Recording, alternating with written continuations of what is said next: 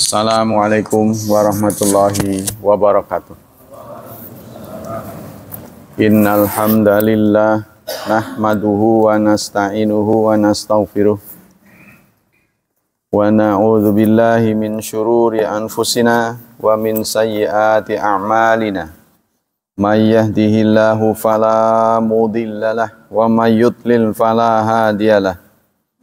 Asyhadu an la ilaha illallah wa asyhadu anna Muhammadan abduhu wa rasuluh la nabiyya ba'da. Allahumma salli wa sallim ala nabiyyina Muhammad sallallahu alaihi wasallam wa ala alihi wa sahbihi wa man sara ala nahjihi ila yaumiddin. Amma ba'd. Ayo ikhwah, kita lanjutkan kajian tafsir. Kali ini surat 6 Al-An'am ayat 161. A'udzu billahi minasyaitonir rajim. Bismillahirrahmanirrahim. Qul innani hadani rabbi ila siratim mustaqim dinan qiyamam millata Ibrahim hanifa wa ma kana minal musyrikin. Qul, katakan, innani itu inna dan ni ya. Nanti di ayat yang lain ada yang suka disambung inni, maknanya sama. Kalau ini dipisah, asalnya inna dan ni. Ni artinya aku. Sesungguhnya aku, hadani, telah memberi hidayah kepadaku, Robbi, Tuhanku, ila ke siratim mustaqim, jalan yang lurus. Jalan yang lurus itu apa? Dinan, agama, kiaman, agama yang lurus juga. Jadi mustaqim dan qiyam itu bentuknya sama. Akar katanya sama, dari qaim, qama yaqumu, kiaman. Kiaman ini katanya di tafsir itu artinya mengurusi semua hal. Ya, karena ini yang suruh ngucapin Nabi Muhammad SAW.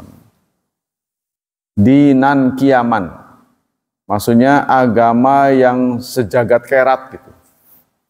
Jagat dan akhirat gitu. Sejagat kerat. Apa saja diatur.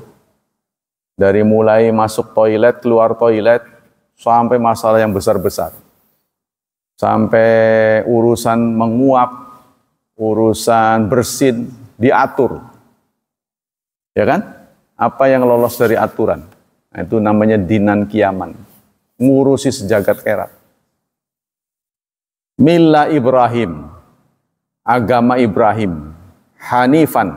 Hanifan itu suka diberi makna lurus di berbagai terjemah. Padahal hanif itu sendiri maknanya menceng. Menceng. Cenderung. Jadi nggak betul-betul flat di tengah, bukan. Kenapa? Kenapa begitu? Karena manusia itu bukan mesin. Ya, kalau mesin itu nggak punya perasaan. Kalau kita punya kecenderungan untuk memihak kepada yang benar, itu namanya hanif. Nah, tapi sering diterjemahkan dengan lurus. Jadi kalau lurus yang dimasukkan tegak di tengah, flat, nggak ke kiri, nggak ke kanan, bukan itu maksudnya. Cenderung. Kalau dalam bahasa itu mailan, mail. Kenapa? Karena manusia nggak bisa tegak di tengah. Contohnya, kalau dalam stone crusher ya, saya dulu kan kerja di situ. Mesin pemecah batu itu ada yang disebut dengan crazy wheel. Apa itu? Wheel itu roda gila. Jadi roda gila ini penyebutan dari orang barat karena dia nggak ada remnya. Apa saja digiling sama dia. walaupun tangan. Nggak kira-kira walaupun sudah, waduh, tetap aja masuk. Nggak ada ampun, gila. Karena mesin, robot tidak punya perasaan. Karena itu tidak mungkin robot itu beragama. Nggak bisa, dia karena nggak punya perasaan. Tapi manusia bisa. Manusia itu punya kompas. Cenderung, walaupun belum datang wahyu, dia cenderung memihak yang benar. Sehingga Endang Saifuddin Ansori mengatakan, atau para ahli logika, ahli mantik mengatakan, manusia itu adalah hewan pencari kebenaran. Hewan pencari kebenaran. Jadi kita ini masuk spesies hewan. Kalau bukan manusia, dia nggak pernah mencari kebenaran, udah aja begitu. Yang benar yang mana ya? Nggak ada itu. Hewan nyari-nyari begitu nggak ada. Nah, kalau manusia selalu ngulik, kata orang sini, selalu terus saja berusaha mencari yang benar, yang benar, yang benar. Ketika dia tahu yang lalu itu nggak pati benar, ditinggalin sama dia. Sampai hari ini, ya, ngulik terus. Apa kata orang itu? Inovasinya terus berjalan terus, kreativitasnya, sehingga ditemukanlah setidaknya yang kita alami sekarang, kenyamanan hidup. Bagaimana sih hidup supaya nyaman nih? Pada prinsip begitu. Wa ma kana minal musyrikin, arti dari hanif itu tidaklah dia termasuk orang yang musyrik. Musyrik itu artinya tidak tauhid. Maka disebut hanif itu tauhid. Oh, tauhid itu lurus, artinya satu. Nah, mari kita baca tafsirnya. Milah itu syariat dan agama katanya. Qala al-Hafidz Ibnu Katsir, Al-Hafidz Ibnu Katsir mengatakan, yaqulu ta'ala amiran nabiyahu sayyidal mursalin an yakhbira bima an'ama Allah alaihi minal hidayah ila siratihil mustaqim. Allah memerintahkan kepada nabinya, karena qul, katakan, suruh ngomong. Ya, suruh ngomong Nabi Muhammad. Ayo, ucapkan. Nah, yaitu sayyidal mursalin, untuk apa? Perintahnya apa? Ayyukhbira, memberi kabar bima an'ama Allah alaihi, terhadap nikmat yang Allah berikan kepadanya. Nikmat apa? Nikmat hidayah. Bapak sudah tahu belum? Nikmat itu nggak bisa dihitung, tapi kategorinya ada. Ya, kategorisasinya itu ada 4. Pertama, nikmat diutusnya Rasulullah. Nah, kalau dilihat dari bawah dulu, pertama nikmat hidup. Yang paling rendah nikmat hidup. Nikmat hidup ini kita berserikat dengan hewan atau makhluk hidup lainnya. Sama. Ya, kita diberi insting. Kita diberi indera untuk memenuhi kehidupan kita. Diberi insting. Kalau insting itu yang nggak bisa ditangkap oleh indera. Contohnya perut lapar. Kan nggak bisa dilihat. Kalau tangki bensin mah bisa dibuka, lihat. Oh, kosong. Kita kan nggak tahu. Tapi kok kita bisa diberi oleh Allah insting lapar. Nah, ini menandakan perut kita perlu diisi. Apalagi lemes. Lapar kadang-kadang bisa salah. Ya, karena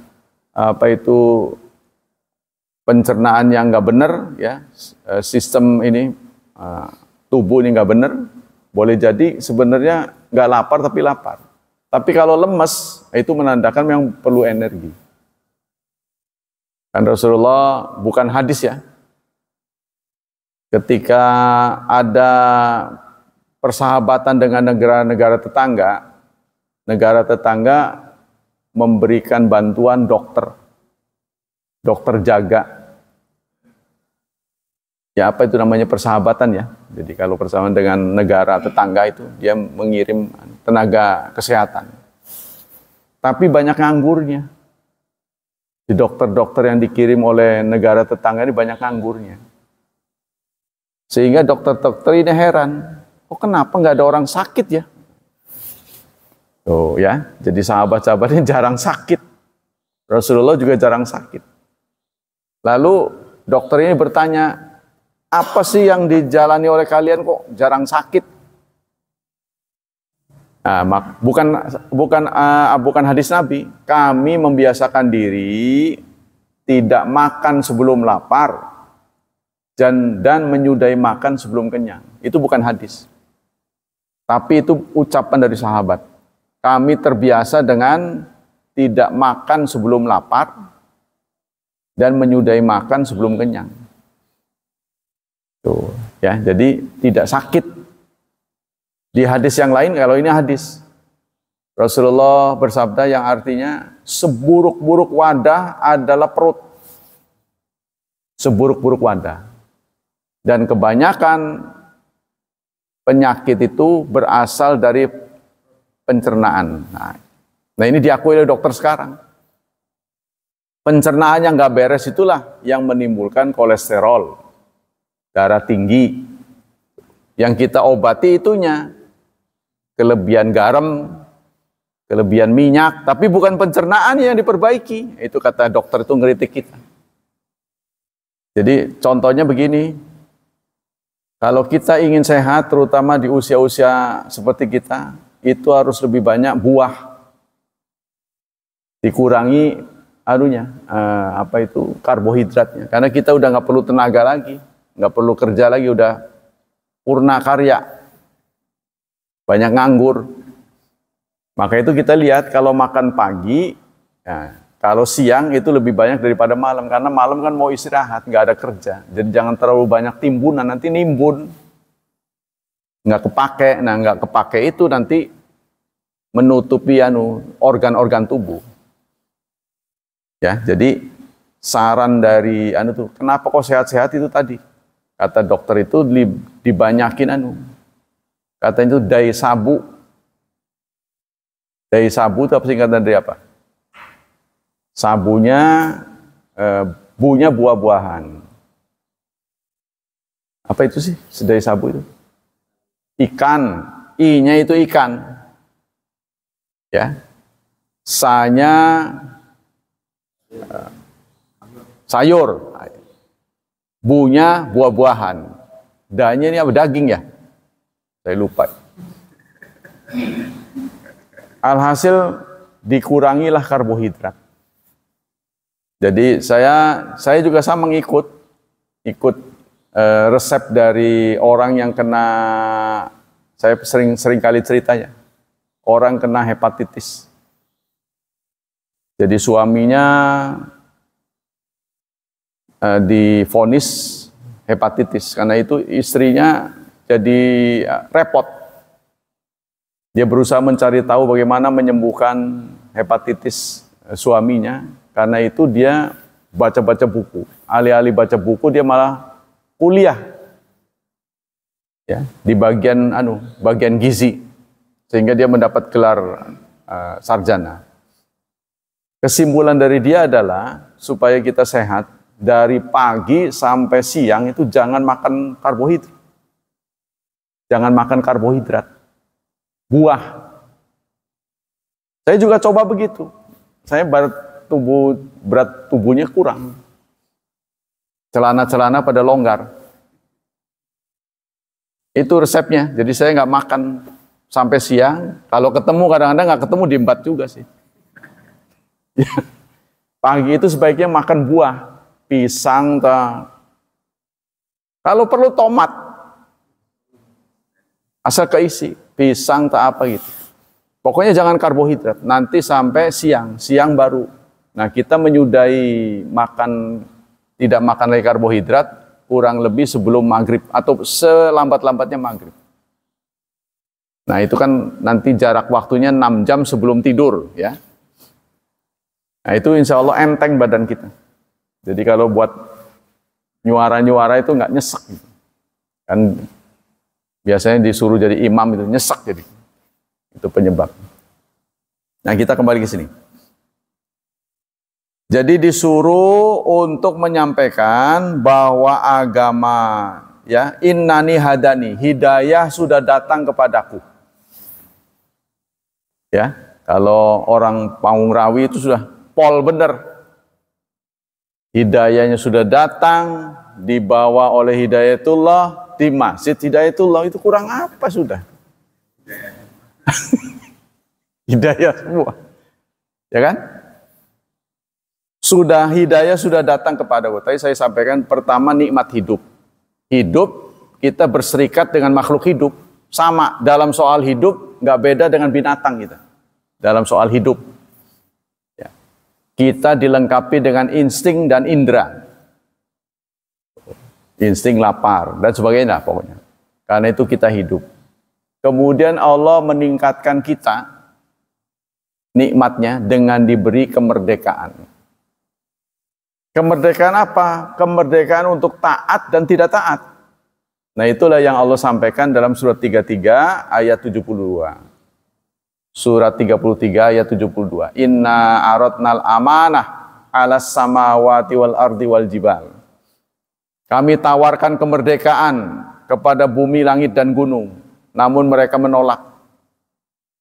Karena merdeka ini kalau tidak terkendali, ya, akan berakibat fatal. Tapi bukan merdeka betul-betul bebas, kemerdekaan yang bertanggung jawab. Sebab nanti akan diminta tanggung jawabnya. Sumalatus alunna yauma idzin anin naim. Kita merdeka untuk taat, merdeka untuk tidak taat. Salat gak salat didiamin aja oleh Allah. Kalau zaman dulu enggak. Ya, umat sebelum Nabi Muhammad dihajar oleh Allah. Bandel-bandel habisin. Kalau zaman Nabi Muhammad enggak, diberi merdeka. Ya, mau taat mau enggak taat, silakan. Tuh, ya di sana itu wahamalahal insan, manusia menerimanya. Bumi, langit, dan gunung enggak mau, manusia nerima. Maka bumi, langit, dan gunung ngewadani. Innahu kana zaluman jahula. Sungguh manusia itu makhluk yang bodoh, zalim. Posturnya nggak lebih besar daripada bumi. Berani-beranian menerima kemerdekaan. Ya, kita kan tubuhnya kecil. Labil. Manusia itu kan labil. Kumat, saya kumat-kumatan. Kadang taat, ya, lebih sering nggak taat. Ya, jadi bumi, langit, dan gunung sendiri bingung nih ngelihat manusia. Kok mau-maunya gitu loh nerima. Kita aja nggak pada mau. Maka itu diwadani. Innahu kana zaluman jahula. Sungguh manusia itu makhluk yang zalim, bodoh banget itu. Mau-maunya nerima itu. Nah, tapi karena itu sudah diterima, kita nggak bisa nolak lagi. Jadi alam hewan itu nggak bisa memberontak. Begitu aja dia. Contohnya namanya ayam. Dikasih pur, nggak bisa berontak dia. Kok begini terus sih, kemarin pur, kemarin lagi pur. Nggak pernah. Terus sih tutuk terus. Ya, dia punya apa, nelor, netes, nanti dia mati disembelih. Begitu aja terus, nggak bisa memberontak. Tapi manusia bisa berontak. Diberi kemerdekaan. Nah, maka itulah manusia lebih di atas makhluk hidup menjadi manusia. Tapi kita berserikat dengan orang kafir, merdeka tuh. Dengan merdeka kita berserikat. Orang kafir juga merdeka, diberi waktu yang sama. Silakan, mau taat mau nggak taat silakan. Faman syaa'a falyu'min, wa man syaa'a falyakfur. Yang mau taat silakan, yang nggak taat silakan. Kalau nggak taat, ini tempatnya. Taat sini. Silakan. Nah, diajak diskusi. Jadi diberi kemerdekaan gitu. Kalau nggak taat, nggak ada yang menghukum, terutama di Indonesia. Ya, kalau kita tak ada apa, rambu lalu lintas itu kesepakatan itu. Nah, setelah kita diberi merdeka, dinaikkan lagi. Kalau merdeka, Allah berikan gratis, nggak diminta, diberi gratis. Tapi untuk nikmat berikutnya, yaitu hidayah, tidak diberi gratis. Inilah yang Allah sampaikan di ayat akhir surat 29. Surat Al-Ankabut. Walladzina jahadu fina lanahdiyannahum subulana. Orang yang bersungguh-sungguh berjihad di jalan kami, maka kami akan beri hidayah. Jadi hidayah ini tidak dibagi gratis, saudara. Tidak dibagi gratis kepada semua orang. Orang macam kita, ya, nggak baik-baik amat kita ini. nggak cakep-cakep amat, nggak kaya-kaya amat. Diberi oleh Allah.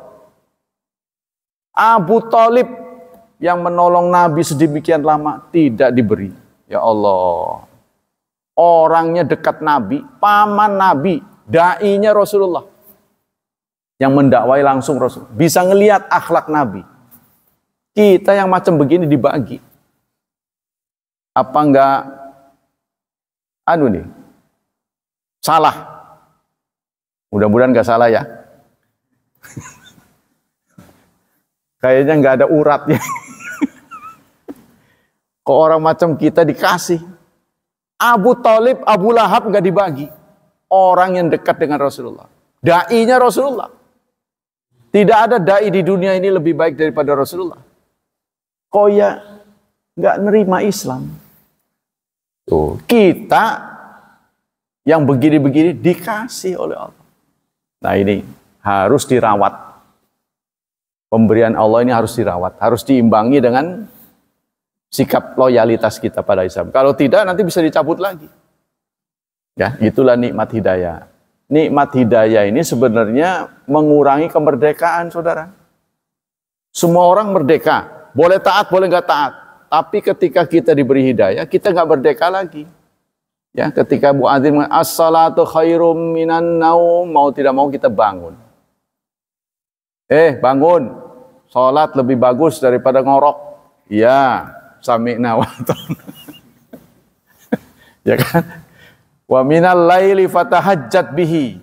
Tolong kalau bisa jangan dihabisin buat tidur malam tuh. Tahajudlah. Baik. Kan jadi nggak bebas tuh. Jadi nggak bebas kan? Nah, ada panggilan azan, kita harus sholat. Nggak tanggung-tanggung 5 kali sehari semalam. Dan itu berlaku seumur hidup. Sepanjang kita masih sadar, sepanjang masih bernama manusia, belum menjadi jenazah, maka kita sholat berkunjung untuk sholat berjemaah 5 kali seumur hidup, nggak ada liburnya. Kalau wanita masih ada liburnya, menstruasi. Kita nggak libur. Seumur hidup 5 kali. Saya tanya orang Hindu saja yang kelihatan kayaknya sibuk banget, itu cuma 3 kali. Setaat-taatnya dia paling banyak berapa kali berkunjung ke pura? 3 kali. Katanya saya dengar orang Bali, 3 kali. Jadi kita ini kenapa begitu? Karena kita agama yang lengkap. Lengkap sudah tidak ada agama lagi. Jadi Anda bisa rasakan, apa saja diatur. Jadi jangan marah kalau diatur. Masuk WC, duluin kaki kiri, ngatur kaki jadinya. Mana udah kebelet kan orang blus aja masuk. Kita enggak. Zikir dulu. Allahumma inni a'udzubika minal khubuts wal khaba'ith. Nahan dulu. Udah kebelet, nahan dulu. Zikir sebentar. Dahulukan kaki kiri, masuk. Selesai juga begitu, nggak nyelonong begitu saja. Ya. Artinya atur nuhun lah. Long gitu. Apa itu? Longgar gitu, plong gitu. Nuhun. Gufronak. Ya itu rahasia. Kok kenapa minta maaf? Gufronak. Jaluk ngampurannya Allah. Kan jaluk ngampur itu. Kok minta maaf sih? Ya? Iya, alhamdulillah kan harusnya begitu. Tapi keluar WC kan gufronak. Karena kita melihat, ya Allah, tadinya mah putih itu. Ada pete, ada apa, kok bisa jadi kuning semua. Yang kasih warna siapa? Alhamdulillah plong. Kita minta maaf, ya Allah, dari putih sampai kuning itu, apa ketaatannya aku sudah persembahkan untukmu? Itulah kita minta maaf.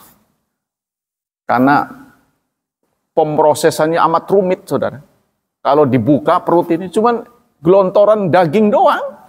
Gak ada besinya ini. Ya kan? Kok kenapa biji jagung bisa berubah? Proses ini amat rumit. Jadi kalau dibuka ini katanya 12 jari panjangnya.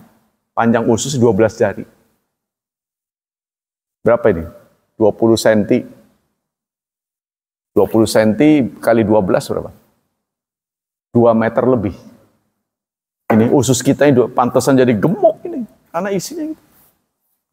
Melintir-melintir begini. Digiling dari sini ke sini, dari sini ke sini. Nah ini wadah ini. Paling buruk. Kalau tidak dikelola dengan baik, itu akan menimbulkan penyakit. Nah, setelah kita mendapat hidayah, maka kita telah mendapat nikmat kedua. Nikmat yang paling ujung adalah nikmat Quran dan hadis. Apalah artinya Anda sadar kalau Anda tidak berpegang pada Quran dan hadis? Sadar sih sadar, waduh iya, saya harus ibadah. Tapi Anda tidak belajar, buat apa? Jadi nikmat yang paling agung itu Quran dan hadis. Diutusnya Rasul. Kita kan nggak melihat Rasul sekarang. Yang kita lihat, yang pengikat kita kepada Rasul apa? Ya Quran dan hadis. Ya, maka kita baca Quran, kita pelajari hadis. Kita kembali ke sini. Laisa yalzam min kauni amrun bittiba'i millati Ibrahim hanafiyah yakuna Ibrahim akmala minhu fiha. Tidak berarti bahwa dengan mengikuti Nabi Ibrahim berarti kita atau Nabi Ibrahim lebih sempurna daripada Muhammad. Tidak. Ya, tidak begitu maksudnya. Karena agama kita ini agama sempurna. Ya saudara bayangin aja lah. Apalagi kalau sudah membaca literatur Islamnya, apa saja diatur. Jadi kalau urusan toiletnya diatur, urusan ranjang diatur, urusan di rumah, keluar rumah diatur, apa saja diatur. Mustahil urusan kekuasaan tidak diatur. Cuma kekuasaan ini berpotensi menimbulkan kegaduhan, itu saja. Cara milih pemimpin, diatur nggak? Ada aturannya, masa nggak ada aturannya? Memilih imam yang benar, ada.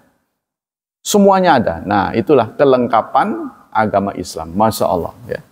Kalau kita mau sadar, tuh, apa saja diatur. Sehingga kita ini dilihat oleh pemeluk agama lain tuh pol. Lengkap. Apa saja ada. Qul innani hadani rabbi ila siratim mustaqim. Jadi Nabi Muhammad ini sudah habis-habisan. Disuruh menyampaikan seren ya, singkatnya gitu tuh, berpesan, seren ya, hidayah sudah saya sampaikan pada saudara-saudara. Kalau saudara nggak ngikut, seren, saya sudah sampaikan. Nah, kurang lebih begitu. Udah selempeng-lempengnya apa yang diajarkan oleh Rasul sudah ada di relnya, on the track. Kalau Anda tidak berminat silahkan. Yang berminat, saya turut bangga. Kurang lebih begitulah. Ikutilah saya. Nah itu, Nabi Muhammad berpesan begitu. Apa saja hadis tentang ini? Tentang berkaitan dengan ayat ini. An Ibni Abbas. Riwayat dari Ibnu Abbas. Qala, Ibnu Abbas berkata, qila li Rasulillah. Pernah ditanyakan pada Rasulullah, ayyul adyani ahabbu ilallah. Agama mana yang paling dicintai Allah? Agama mana yang paling disukai? Allah kemudian menyatakan al-hanafiyah samhah, yang hanifiyah, hanif yang cenderung, ya, bertauhid, dan samhah. Samhah itu toleran. Anda tahu ajaran Islam itu terutama dalam syariat itu mulur mungkret. Tahu nggak mulur mungkret? Mulur mungkret itu kayak kolor. Kolor kan bisa dipakai anak kecil bisa, orang dewasa bisa, laki-laki bisa, perempuan bisa. Kalau gemuk dia melebar, kalau kurus dia mengecil. Itu agama Islam itu begitu dalam soal syariat. Sholat, kalau Anda sehat berdiri, nggak sehat gimana? Duduk, nggak bisa duduk berbaring, begitu terus. Nggak pernah ada di satu titik, harus begitu, nggak ada. Ya, Islam itu mulur mungkret. Sehingga bisa dipakai oleh semua orang di dunia. Bangsa apa saja bisa. Tanpa kecuali. Nah inilah yang menyatukan umat manusia. Kita bisa menjadi deduluran. Jadi yang paling mungkin menyatukan dunia itu adalah Islam sebenarnya. Ya Anda lihat sajalah di Mekah. Apa Pak Mul beli karpet harus berbahasa Arab? Enggak tuh. Ngerti dia. Iya kan? Gitu. Ngerti.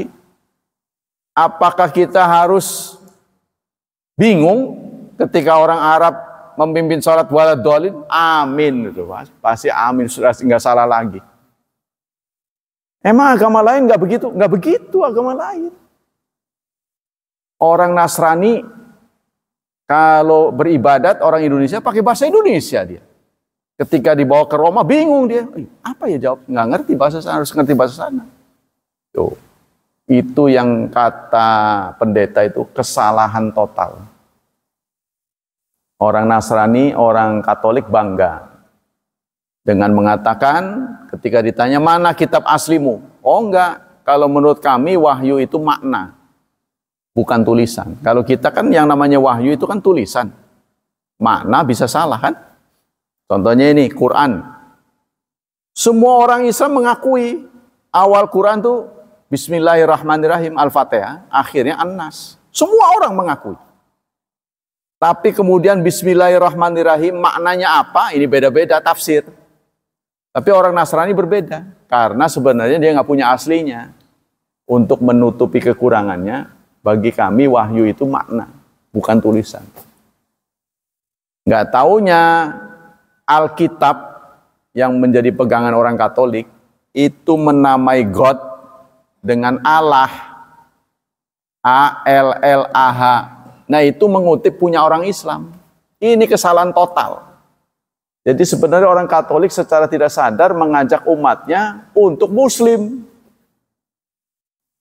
Sebab kata Allah ini tidak ada di bahasa Ibrani.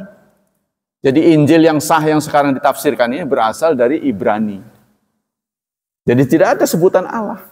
Allah itu terjemahan orang Katolik terhadap Tuhan. Diterjemahkannya Allah. Sementara Allah ini milik kita. Kan kita memang Tuhan itu Allah kan? Cuma menurut tajwid, tafkhim.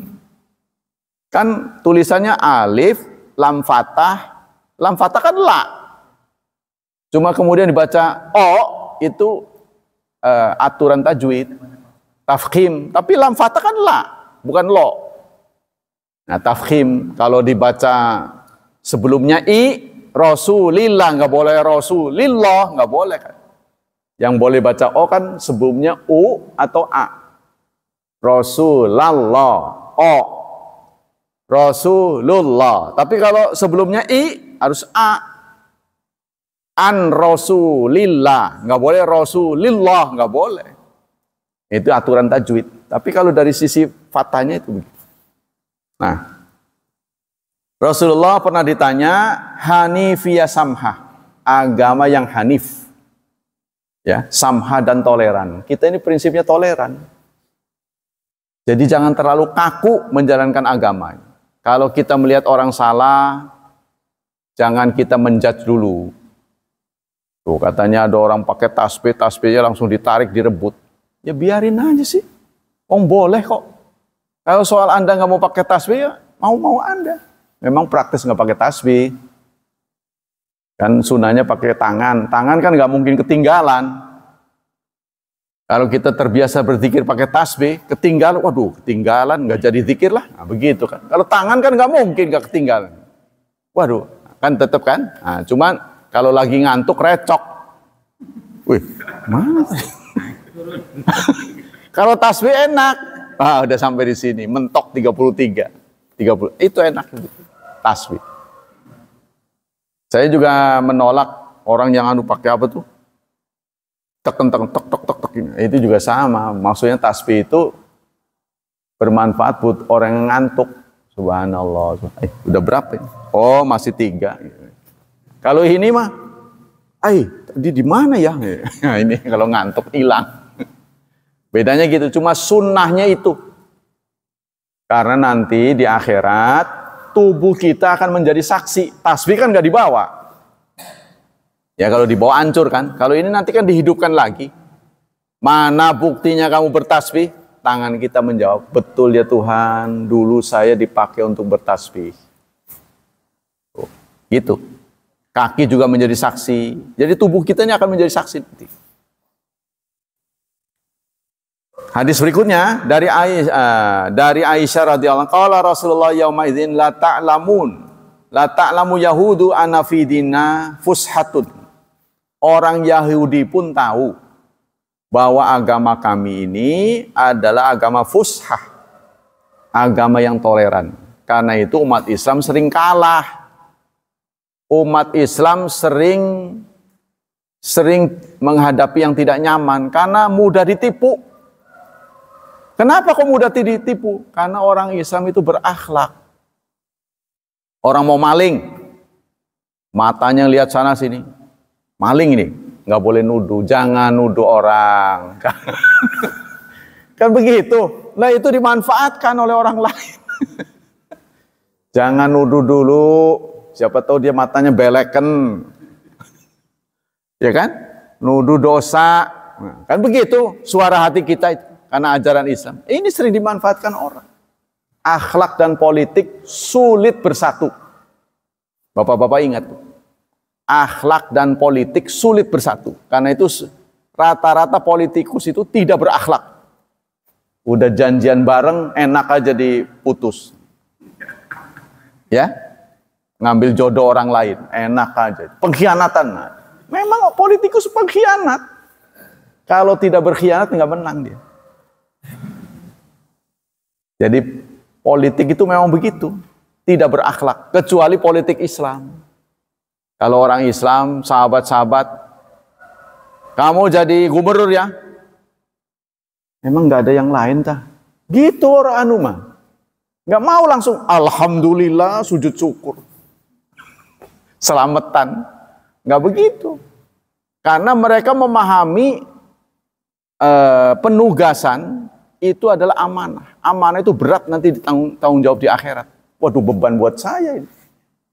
Jadi mereka rata menolak.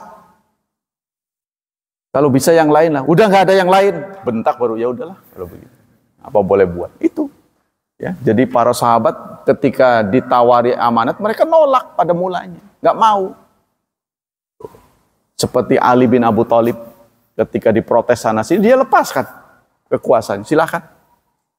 Demi persatuan aku lepas. Itulah yang kemudian menimbulkan kekacauan. Orang-orang memandang salah Ali itu. Harusnya yang tidak mau itu harus dibetulkan, diadili. Jadi jangan diserahkan begitu aja. Ini banyak orang memandang begitu. Dari situlah kemudian timbul pembelahan umat. Yaitu Syiah dan Ahlu Sunnah. Ya. Khawarij itu timbul dari situ. Yang keluar merasa ini brengsek orang-orang ini.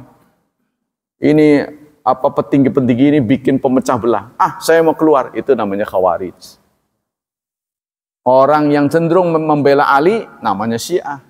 Yang di tengah-tengah ya semua orang pada dasarnya baik. Kebaikan itu bisa timbul dari Syiah. Kebaikan itu bisa timbul dari siapapun. Itulah Ahlu Sunnah, menengah. Nah kita ini sebut Ahlu Sunnah. Itu asal mulanya dari Ali. Nah, nanti kita akan lanjutkan ya. Hadis selanjutnya sudah rupanya nih. Nah, ya sudah semua. Jadi kesimpulannya adalah bahwa Islam yang disampaikan oleh Rasulullah ini agama yang lengkap. Karena ini menjelang akhir ya, akhir dari surat Al-An'am. Surat Al-An'am ini dipandang oleh para ulama sebagai surat yang paling lengkap menyampaikan akidah. Karena itu bahasanya kenceng-kenceng semua. Ya, silakan yang mau nerima enggak, ya silakan. Sangat keras. Itu ada di surat Al-An'am. Wallahu a'lam bishawab. Kita lanjutkan dengan hadis. Bismillahirrahmanirrahim. Kita masih membahas tentang hal-hal yang fitrah. Kemarin sudah disampaikan ada berapa tuh fitrah tuh. Termasuk fitrah. Di antaranya potong kuku. Ya. Terus nyukur kumis. Bulu ketiak. Bulu bawah. Ya. Nah, itu fitrah. Kemudian juga khitan. Nah, sekarang akan menyampaikan tentang khitan. Kalau di dunia internasional, khitan untuk laki-laki diterima sebagai perbuatan baik. Ini sebagai informasi dulu. Tapi khitan untuk perempuan nggak diterima. Ya, dunia internasional menganggap khitan untuk perempuan adalah mutilasi. Bentuk mutilasi itu kan berarti memotong tubuh orang. Mengapa begitu? Kata dunia kesehatan, dunia internasional. Karena itu mengurangi hak seorang perempuan. Nah, kalau menurut ahli-ahli, khitan untuk perempuan ini harus ditangani oleh profesional. Kalau dia khitannya itu nggak tepat, ini akan membuat perempuan sengsara. Jadi dingin, frigid, dingin dia. Menghadapi suaminya kayak kayak gedebok gedang, nggak kerasa, ya. Jadi hubungan seks karena salah khitan, perempuan jadi nggak kerasa. Jadi dia merespon hubungan seks itu sebagai beban, kesakitan. Nah itu karena salah khitan, itu menurut ulama. Maksudnya apa? Kebanyakan yang dipotong. Kalau nggak dikhitan, perempuan menjadi agresif. Nah itulah orang-orang bule, jadi agresif karena nggak dipotong. Kalau dipotong kebanyakan, jadi dingin. Jadi yang benar itu harus tepat. Nah, tepat ini harus ditangani profesional. Sementara kita biasanya dukun. Kan nggak ada tuh. Pusat khitan, mana ada perempuan. Biasanya laki-laki, selalu laki-laki. Hajatan khitanan laki-laki. Ya, padahal sunnah perempuan. Diriwayatkan dari Abu Hurairah, qala Rasulullah sallallahu alaihi wasallam, Rasulullah bersabda, ikhtatana Ibrahim alaihissalam wa huwa ibnu thamanina sanatan bil quddum. Nabi Ibrahim khitan di usia 80 tahun. Bayangin aja, udah alot. Ya. Mungkin kosak-kasek. Nah, kalau dalam Injil, Nabi Isa khitan di usia 8 hari. Di dunia internasional, karena khitan untuk laki-laki diterima sebagai kebaikan, maka itu menjadi paket persalinan. Saya dengar Korea Selatan dan Amerika Serikat, ya, rumah sakit pemerintahnya, itu kalau menangani persalinan, kelahiran seorang bayi, keluar dari rumah sakit itu sudah terkhitan. Jadi khitan itu paket dari ngurus anak. Jadi keluar itu sudah khitan, dalam keadaan khitan. Nggak perlu ada perayaan-perayaan, nggak perlu. Nah, Nabi Isa khitan usia 8 hari. Sehingga orang Nasrani yang tidak khitan itu mengingkari nabinya. Tapi mereka itu ngomong begini, ya memang dalam Islam itu kan mengkritik. Ya, ajaran Islam itu mengkritik ajaran Nasrani karena pendetanya berani merubah gitu ya. Jadi berani menghapus apa yang dijadikan teladan oleh nabinya. Seperti Nabi Isa khitan usia 8 hari. Orang Nasrani nggak khitan.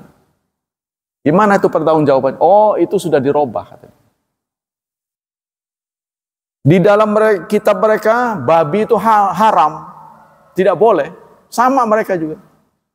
Tapi mengapa mereka makan? Oh, udah boleh katanya. Jadi oleh pendetanya itu, paus sekian itu mengeluarkan fatwa boleh. Nah itu yang dikecam dalam Islam. Tidak boleh ulama menghalalkan yang haram atau sebaliknya. Maka itu semua yang dari Nabi halal pasti dihalalkan. Nggak ada yang berani. Soal doyan nggak doyan itu urusan selera. Jangan dikaitkan dengan halal haram. Nah kita kembali ke sini. Nabi Ibrahim itu khitan usia 80 tahun. Ya. Hadis muttafaqun alaih. Bil quddum. Quddum ini artinya ada dua. Quddum nama tempat, ada quddum alat, yaitu kapak. Kalau dibacanya tasydid, quddum itu artinya kapak. Nabi Ibrahim khitan dengan kapak. Jadi dia langsung ituin sendiri di kapak begitu apa ya? Wallahu a'lam. Memang saking taatnya pada Allah tuh udah nggak takut mati lah. Ya. Suruh menyembelih anaknya, sembelih gitu aja. Kan Nabi Ibrahim tahunya nyembelih. Persoalan diganti dengan kambing itu Nabi Ibrahim nggak tahu. Jadi maksudnya begini, Nabi Ibrahim itu tidak diberitahu, udah kalau nanti ada perintah nyembelih anak, kamu sembelih aja, nanti juga saya tukar sama kambing, nggak begitu, nggak diberitahu. Makanya itu kan watalahu lil jabin, Nabi Ibrahim nggak melengos waktu motong ini, menyembelih anaknya melengos begini, nggak berani ngelihat, karena dia taunya itu anak. Nah, kemudian oleh Allah ditakdirkan ini dengan menjadi kibas. Itulah kemudian kita sunnah untuk berkurban. Itu asalnya dari situ. Kita kembali sini. Wa haditsul bab la yu'aridu maruwiya min bandil ahadits bi ana ikhtatana wa huwa ibnu mi'a wa isrin. Sana. Ada hadis lain yang menyatakan bahwa Nabi Ibrahim khitan itu usianya 120 tahun. Ya. Tapi di hadis yang muttafaqun alaih ini Nabi Ibrahim umurnya 80. Jadi di Kudum. Nah, Kudum itu ada dua pengertian. Satu, nama kampung namanya kampung Kudum. Yang kedua, Kudum artinya alat yaitu kapak. Ya, sehingga terjadi perselisihan. Apakah beliau dengan kapak atau memang khitannya di kampung Kudum? Ya, semuanya nggak terlalu berarti buat kita sih. Karena kita nggak sunnah pakai kapak kan. Sekarang teknologi sunat itu sudah sedemikian maju ya. Sekarang itu. Tapi ada pilihan-pilihan. Di dunia kapitalis memang begitu. Mau pilih yang nyaman apa yang bagaimana. Yang bisa putus dalam sekian hari. Ada lagi yang putus lebih cepat tanpa kesakitan. Ada ini alat-alatnya. Jadi nanti dicepit. Walau kalau zaman saya mah sengsara. Pakai bambu dijepit. Ngelihat bambu dari tajam ini udah takut. Dijepitnya pakai bambu saya. Bengkak jadinya. Karena diperban. Sekarang kan tidak boleh ada perban. Karena luka di perban itu tidak dapat udara, lembab jadinya. Sekarang kan nggak diperban orang. Ya. Sudah pakai laser sekarang. Khitan itu. Udah pakai laser malah bisa dibatik. Bisa diukir. Untuk apa? Kenikmatan katanya. Jadi dikasih bendol-bendol itu. Coba itu. Terlalu ya orang sekarang tuh. Kreativitas bisa diukir. Jadi nanti sembuhnya itu ada bendol-bendolnya pinggir-pinggirnya. Sampai segitunya tuh sekarang ini.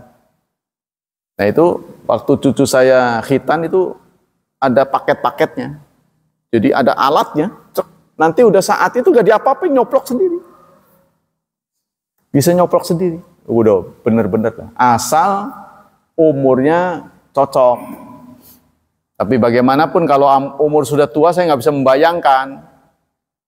Ya. Nggak bisa membayangkan orang masuk Islam udah tua, khitan. Satu saat saya menemani. Dokternya keluar lagi dari ruangan. Kenapa dokter bukannya khitan? Ntar tunggu dulu kempes. So, mau dikhitan keras. Jadi gimana tuh ngempesinya? Ngantongin kapur barus. Awas tuh, kapur barus bisa menjadi impoten. Jadi dokternya ngasih kapur barus. Kantongin dulu kapur barus. Jadi kapur barus bisa bikin kempes. Ya mau dipotong tegangnya bagaimana lah, susah. Nah waktu itu bidan kusniah tuh saya marahin itu ya. Mudah-mudahan Allah merahmatinya karena beliau sudah wafat. Saya marahin karena yang dikhitan laki-laki beliau ikut menangani. Ubidan haram itu. Masa perempuan menangani khitan laki? Nggak apa-apa Dayat, nggak apa-apa Ustadz, nggak apa-apa bagaimana. Wong laki-laki masih ada, kok perempuan masuk? Tak gitu, marah. Tapi itu menjadi kenangan ya siapa sih itu? Jadi kenalan nama saya. Oh itu. Itu. Jadi itu penangannya itu. Ya, kebanyakan begitu. Nah, Nabi Ibrahim ini hadisul tidak bertentangan dengan hadis yang mengatakan bahwa Nabi Ibrahim khitan di usia 120 tahun. Tapi hadis yang 120 tahun ini dhaif. Ya, menurut penelitian ini. Wa amma tauqitul khitan falam yathbut fihi syai'. Nah, ini ada pernyataan baru, adapun waktu yang tepat untuk khitan itu usia berapa? Nah, kata beliau, berdasarkan penelitian, tidak ada satu hadis pun yang menentukan dengan tepat harus kapan. Tuh, yang penting khitan itu diusahakan sebelum sholat. Sebelum wajib sholat. Wajib sholat kan 15 tahun. Los silakan. Ya. Mana yang terbaik.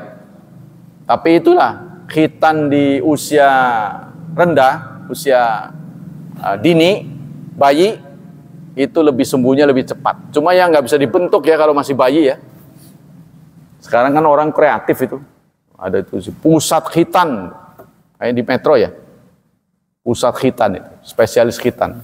Jadi teknologinya usah sedemikian rupa lah canggih. Nah, waqtalafa illa anna wujubahu yakunu indal buluk. Yang penting ya, jangan setelah dewasa. Pokoknya dewasa itu sudah khitan aja. Terserah mau umur berapa. Karena tidak ada hadis yang cocok. Nah, tidak ada hadis sahih yang menjelaskan harus sekian. Karena kepentingan khitan itu supaya sholatnya itu bersih. Itu aja. Karena kalau tidak dikhitan, dia akan berkumpul di kulupnya itu. Ya. Jadi cairannya itu akan di situ dan itu akan mengundang kuman-kuman. Itu. Kalau kita biarkan sampai dewasa, kemudian bercampur dengan istrinya, ya masuk ke rahim. Masuk ke rahim menimbulkan penyakit. Karena itu kuman-kuman. Ya, jadi, ya saudara sudah tahu lah. Masih begitu. Faqala Zubair wal Waqidi wulida fi Sya'bi qabla khuruji min Bani Hashim minhu qabla hijrah. Nah, kemudian ada khilafiyah tentang umur Ibnu Abbas. Ibnu Abbas umurnya berapa? Saat Rasulullah wafat, Ibnu Abbas itu berusia, di sini disebutkan 13 tahun. Masih muda sekali. Ya, saat Rasulullah wafat, Ibnu Abbas ini, salah satu pembawa hadis ini, itu berusia 13 tahun. Jadi umur pun diperhitungkan. Orang menyampaikan hadis, penyampainya ini, wartawannya diperhitungkan umurnya. Apakah masuk akal anak-anak menyampaikan hadis? Nah, gitu. Kalau dipandangnya terlalu muda atau ini dia ada setelah Rasulullah wafat, mana mungkin dia meriwayatkan hadis? Coret. Ya, jelimet itu. Ya. Perawi-perawi hadis ini diteliti betul. Nah, Rasulullah saat wafat, Ibnu Abbas itu berusia 13. Tapi sebelumnya Rasulullah pernah melantik Ibnu Abbas sebagai turjumanul Quran. Penterjemah ulung Al-Quran. Sehingga kalau hadis itu diriwayatkan Ibnu Abbas, nah itu sudah levelnya tinggi. Karena Rasulullah sudah memberikan legitimasi Ibnu Abbas ini penafsir Quran. Ya, saking cerdasnya. Ibnu Abbas ini masih saudara sepupunya Nabi ya. Karena Abbas itu adik dari Abdullah, ayah Nabi. Abdullah, kemudian Abbas, anaknya Ibnu Abbas, termasuk Hamzah ya, itu juga sepupu Rasulullah SAW. Itulah yang Allah sampaikan, risalah, misi dari Islam. Kan ada 3 kali disebut oleh Allah, huwallazi arsala rasulahu bil huda wa dinil haq. Untuk apa Allah mengutus Rasul? Liyudhhirahu, untuk menomorsatukan. Tujuannya begitu Pak, menomorsatukan. Nah, upaya-upaya menomorsatukan ini namanya dakwah. Kita diminta untuk terlibat supaya Islam ini menjadi pemeluk nomor 1 di dunia. Itu salah satu tujuannya. Nah ini kan sekarang belum, ya berarti masih memerlukan usaha keras kita. Jangan sampai malah turun. Karena Rasulullah pernah bersabda, tazawadul waludal wadud, nikahilah perempuan-perempuan yang sayang pada anak serta produktif. Fa inni, maka sesungguhnya aku ubahi bangga bikasrotikum dengan jumlah populasimu yang banyak di hari kiamat. Jadi Rasulullah itu punya misi begitu. Dibanyakin orang masuk Islam. Nah itu bagian dari kita. Ini terus naik Pak. Orang-orang Eropa ini banyak yang tertarik sekarang. Terus naik. Insya Allah. Karena Islam bagaimanapun agama yang cocok di semua tempat, semua waktu. Orang belajar agama nggak perlu ganti buku. Belajar umum ganti buku terus, semester ganti. Kalau kita enggak. Buku yang dipakai oleh mbahmu bisa dipakai sekarang. Ya kan Qur'annya sama. Belajar tafsirnya sama. Makanya orang pesantren tuh punya buyutnya bisa dipakai. Nggak perlu ganti buku. Tapi yang sekarang setiap semester ganti. Payah. Nah itulah agama Islam. Jadi memang agama masa depan Pak. Ya, jadi artinya Islam itu cocok untuk menjadi agama masa depan karena dia statementnya tidak ada yang bertentangan dengan ilmu pengetahuan. Statementnya. Bahkan ada yang belum ya masuk rasio itu, suprarasional. Nah itulah insya Allah. Memang ini dalam perjuangan ya. Dulunya nomor sekian, sekarang sudah menjadi nomor 2. Ad-dunya sijnul mukminin. Karena memang tadi saya katakan bahwa semua manusia diberi oleh Allah untuk merdeka. Dengan kita menjadi orang yang mendapat hidayah, kita sudah tidak merdeka. Datang bulan Ramadan, siang nggak boleh makan. Kan nggak merdeka itu. Ya, makan kita diatur. Yang haram nggak boleh, kan nggak merdeka itu. Kalau mereka kan apa aja ditelen. Yang penting nggak berbahaya. Enak, ya, nggak mengganggu, ya sudah ditelen. Nah inilah maksudnya sijnul mukminin itu. Seperti orang yang dipenjara. Karena dipenjara untuk bisa keluar, ada aturannya. Tuh kan? Kita kan juga begitu. Keluar toilet, ada aturannya. Keluar rumah ada aturannya. Nah, begitu seterusnya.